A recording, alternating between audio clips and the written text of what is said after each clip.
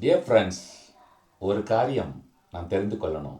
நாம் யார், நாம் யாராக இருக்கிறோம் என்று சொல்லி பைபிள் சொல்லுது. 1 பேதுரு 2ஆம் அதிகாரம் அந்த 9ஆம் வசனத்தில், நீங்களோ உங்களை அந்தகாரத்திலிருந்து ஆச்சரியமான ஒளியினிடத்திற்கு வரவழைத்தவருடைய புண்ணியங்களை அறிவிக்கும்படிக்கு நாம் எல்லாரும் தெரிந்து கொள்ளப்பட்ட சந்ததி. நம்பர் 1, நாம் எல்லோரும் அவராலே தெரிந்து கொள்ளப்பட்டவர்கள். இரண்டாவதாக நாம் பார்க்கிறோம், ராஜரீகமான ஆசாரிய கூட்டம். நம் ஆண்டவர் இயேசு கிறிஸ்து, அவர் ராஜாதி ராஜாவும் ஆசாரியருமாக இருக்கிறாராம்.